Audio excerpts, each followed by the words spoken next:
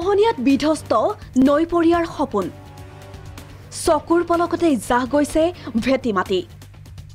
বাৰিষাৰ লগে লগে ৰাজ্যৰ ভিন্ন প্ৰান্তত খহনীয়াই ধাৰণ কৰিছে ভয়াৱহ ৰূপ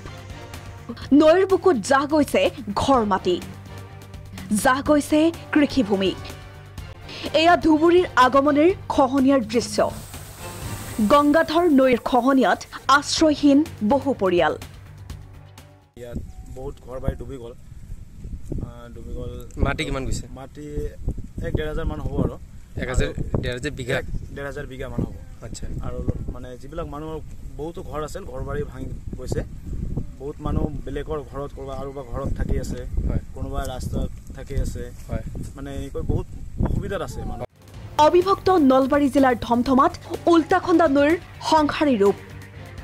চেংনৈৰ পৰা উৎপত্তি হোৱা উল্টাখন্দা নৈৰ খহনীয়াৰ কবলত কেইবাখনো গাঁৱৰ কৃষিভূমি সম্প্ৰতি গোৱালবিল হৈ পাগলাদিয়া নৈৰ ফালে গতি লৈছে উল্টাখন্দাই যে ইয়াত হাজাৰ হাজাৰ বিঘা খেতি মাটি ইতিমধ্যে মানে এই উল্টাখন্দাত পৰি যায় গৈছে বহু খেতিয়কৰ মানে ভূমিহীন পৰিয়ালত পৰিণত হৈছে আৰু পাগলাদিয়াৰ লগত গতি ই যদি কানেকশ্যন হৈ যায় ই পাগলাদিয়া চেংনে বুঢ়াদিয়া এনেকৈ লগ হৈ এটা ভয়ংকৰ ৰূপ ধাৰণ কৰিব বুলি আমি ৰাইজে ধাৰণা কৰিছে দেৰগাঁৱৰ দক্ষিণ আহতগুৰিত খহনীয়া দেৰগাঁৱৰ ভিতৰুৱা মাজুলী সমষ্টিৰ দক্ষিণ আহতগুৰিত ব্ৰহ্মপুত্ৰৰ ভয়ংকৰ খহনীয়াৰ দৃশ্য খহনীয়াই ভাবুকি নমাই আনিছে অঞ্চলটোৰ প্ৰায় 20খনৰো অধিক গাঁৱলৈ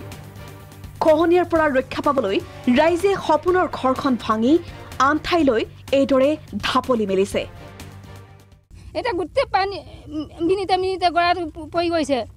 মই কৈছোঁ ঘৰ যোৱা যিয়ে নহয় পানীতে যাওক মোৰ বস্তুকেইটা মোৰ ল'ৰা এডমিট কাগজ কিবা কিবি এই বাৰ্থ চাৰ্টিফিকেট এইবিলাক মোৰ উদ্ধাৰ কৰিব পাৰিলেই হ'ব এটা ঘৰ আপোনালোকে ভাঙিলে ঘৰ ভাঙি মই এতিয়া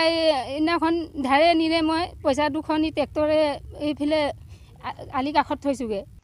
এনেকৈয়ে ৰাজ্যৰ ভিন্ন প্ৰান্তত খহনীয়াই ভয়াৱহ ৰূপ ধাৰণ কৰিছে সমস্যাৰ সৃষ্টি কৰিছে বহু পৰিয়ালৰ মাজত কিন্তু তাৰ পাছতো খহনীয়া ৰোধৰ বাবে কোনো ব্যৱস্থা গ্ৰহণ কৰা নাই জলসম্পদ বিভাগটোৱে ব্যুৰো ৰিপৰ্ট প্ৰাগ নিউজ